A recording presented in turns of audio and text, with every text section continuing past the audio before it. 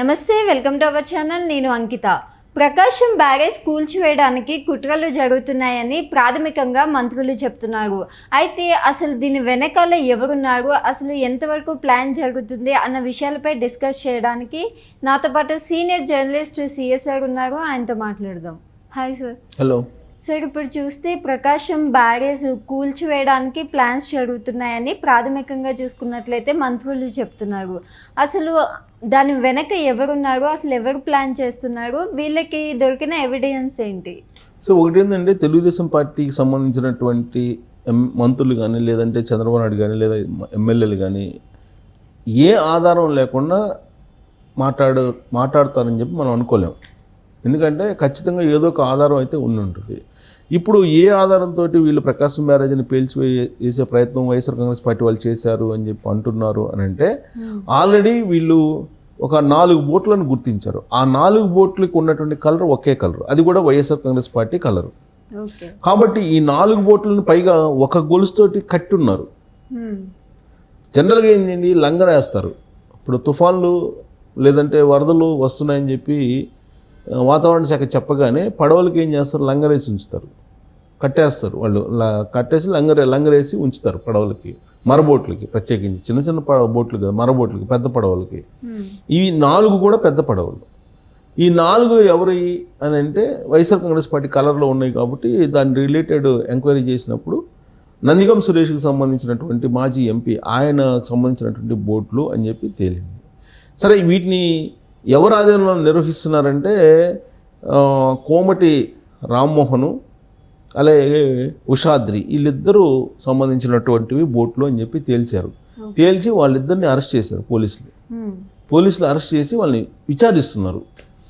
అయితే ఇది ఇంటెన్షనల్గా జరిగిందా, వ్యూహాత్మకంగా జరిగిందా, యాదృచ్ఛికంగా జరిగిందా అనేది బయట రావాల్సింది. ఈ ఇంట్రాగేషన్లో బయటకు వస్తుంది. ఇప్పటికే ప్రకాశం బ్యారేజ్ని డ్యామేజ్ చేయాలి అనేటువంటి ప్రయత్నం వైఎస్ఆర్ కాంగ్రెస్ పార్టీ వాళ్ళు చేస్తున్నారు అనేది ఒక బలమైనటువంటి అనుమానం ఉంది తెలుగుదేశం పార్టీలో. ఈవెన్ బుడిమేరు కట్ట పగలగొట్టడానికి కూడా ప్రయత్నం చేస్తున్నారు. అలాంటి అనుమానాలు ఉన్నాయని చంద్రబాబు నాయుడే మీడియా ముఖంగా ఆయన చెప్పినటువంటి అనుమానం. సో ఈ అనుమానానికి తగ్గట్టు ఇప్పుడు పరిణామాలు కనిపిస్తున్నాయి. కృష్ణా బ్యారేజీలో కృష్ణాలో ఉధృతంగా వరద వచ్చింది. దాదాపు మునుపెన్నడూ లేని విధంగా 12 లక్షల క్యూసెక్లకు పైగా వరద వచ్చింది. వరద వచ్చినప్పుడు ఆ వరదతో పాటు 4 బోట్లు, అది కూడా ఆ 4 బోట్లు కలిపి గొలుసుతో కట్టినటువంటి బోట్లు ఎలా వచ్చాయి? ఇప్పుడు గతంలో కూడా ఒక బోట్ వచ్చింది. జగన్మోహన్ రెడ్డి సీఎంగా ఉన్నప్పుడు ఒక బోటు కొట్టుకొని వచ్చి ప్రకాశం బ్యారేజీకి గుద్దుకుంది. ఆ రోజున ఆ బోటును పక్కకు జరపడానికి నానా తంటాలు పడ్డారు. అది లోకేష్ చేసినటువంటి కుట్ర అని చెప్పి అప్పట్లో జగన్మోహన్ రెడ్డి ప్రభుత్వం కేసు కూడా పెట్టింది. దాని ఎంక్వైరీ నడవాలి, దాని మీద ఎంక్వైరీ చేయాలని కూడా అప్పట్లోనే తెలుగుదేశం పార్టీ డిమాండ్ చేసింది. ఎందుకంటే లోకేష్ మీద ఆ రోజున అనుమానం వ్యక్తం చేశారు, అభియోగం మోపారు వైఎస్ఆర్ కాంగ్రెస్ పార్టీ వాళ్ళు. సో కాబట్టి లోకేష్ కూడా ఏంటంటే ఆ కేసును తేల్చండి అని చెప్పి డిమాండ్ అప్పట్లోనే చేశారు. ఇప్పుడు 4 బోట్లు వచ్చింది ఒకేసారి.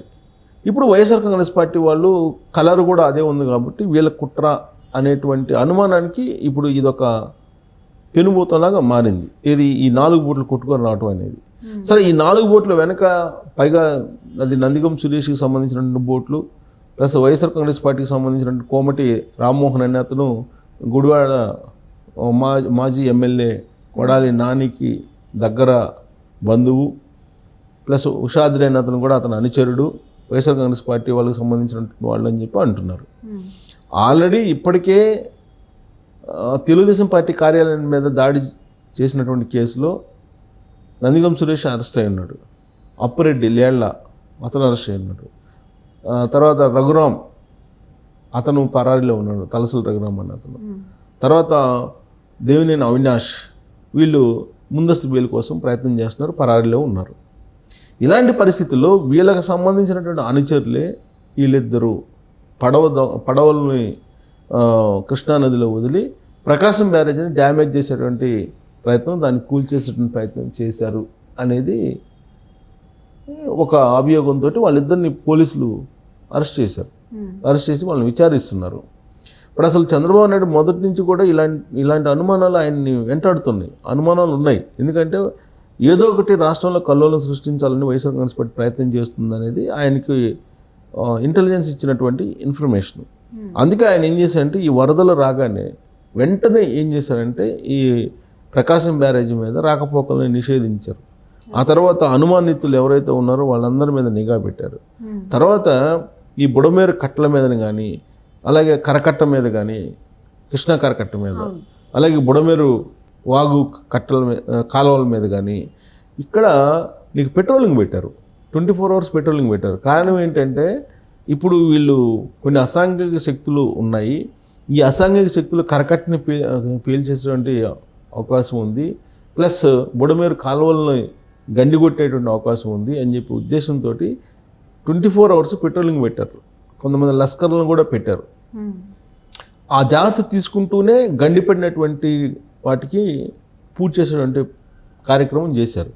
ఎటకేలకు వాళ్ళు విపత్తు నుంచి వాళ్ళని తాత్కాలికంగా అయితే బయట వేశారు. పూర్తి స్థాయిలో బయట వేయాలంటే కనుక కొన్ని ప్రణాళికలు తయారు చేసి ఆ కట్టల్ని మరింత పగడ్బందీగా చేసుకోవాలి. సరే, దీర్ఘకాలంలో ఇవన్నీ చేసే అవకాశం ఉంది. అయితే ఇప్పుడు ప్రకాశం బ్యారేజీ అనేది ఇంపార్టెంట్.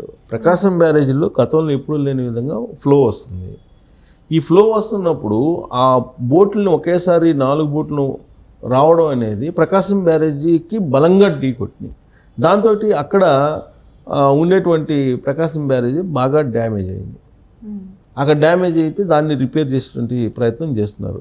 అలాగే సూయెజ్లో కొన్ని అవి కూడా కొన్ని దెబ్బతిన్నాయని ఇప్పుడు లేటెస్ట్గా కనుక్కున్నారు. మరి వాటిలో ఏం జరిగింది అనేది ఇంకా బయట రావట్లా.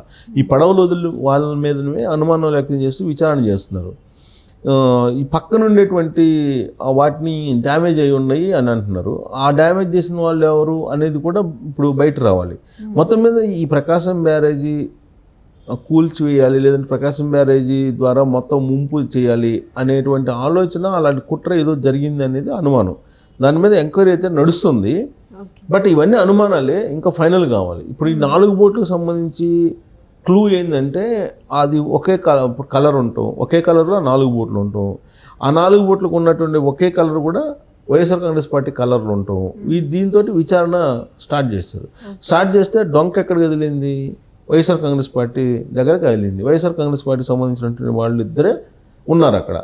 సో దాంతో ఇప్పుడు ఎంక్వైరీ నడుస్తుంది.